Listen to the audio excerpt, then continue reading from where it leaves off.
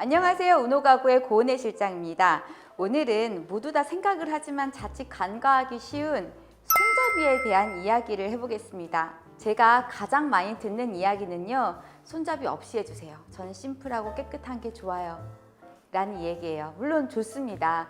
모던한 인테리어는요, 유행을 타지 않아요. 앞으로도 계속 스테디일 거예요. 그래서 내가 결정을 하기가 어렵구나, 아니면 도어 자체의 디테일이 정말 훌륭한 그런 현장에서도 손잡이가 없는 편이 저도 추천을 드리는 바예요. 하지만 항상 손잡이가 없을 필요가 있을까요? 저는 한번 다시 생각을 해보시라고 하고 싶어요.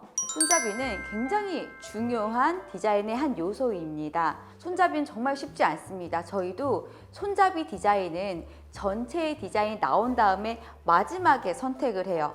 왜냐하면 도어의 라인, 높이, 마감재의 색깔과 질감까지도 손잡이에 영향을 주거든요. 손잡이가 없는 디자인은요, 생각보다 쉽습니다. 우리가 생각해야 할 어떤 요소의 한 부분이 생략이 되어 있기 때문에. 그런데 유럽의 명품 가구들은요, 자기들만의 시그니처 손잡이가 있을 정도로 굉장히 중요하게 생각하는 요소입니다.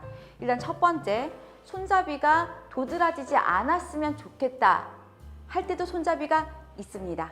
어떤 경우냐면요, 저희 같은 경우도 푸시 손잡이 또는 목 찬넬 손잡이, 도어가 이렇게 손을 넣으면 문이 열릴 수 있는 방식을 목 찬넬이라고 하거든요.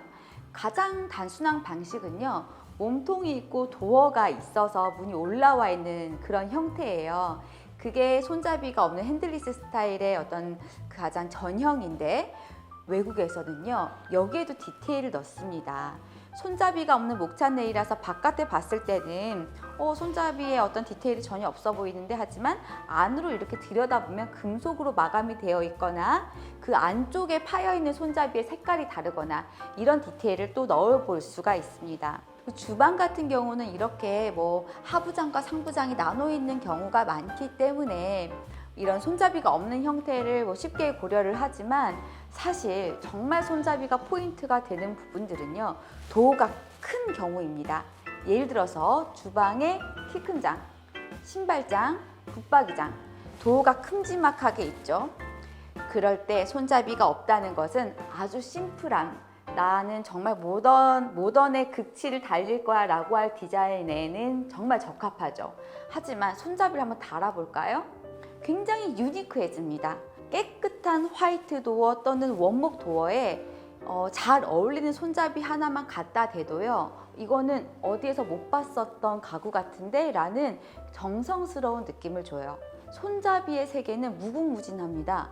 유명한 명품 손잡이 회사들만 있을 정도로요, 우리가 생각하던 손잡이들보다 종류가 엄청나게 많아요.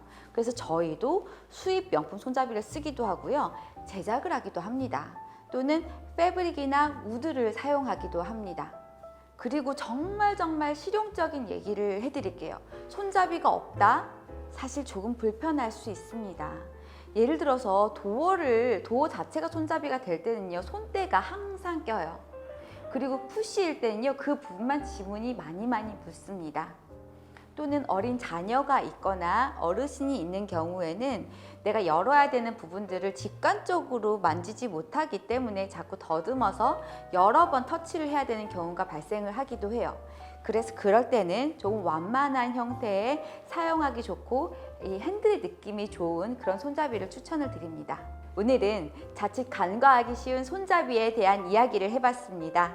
손잡이가 없는 형태, 모던한 느낌도 좋지만요, 유니크한 손잡이로 내 집에 포인트를 한번 담아보세요.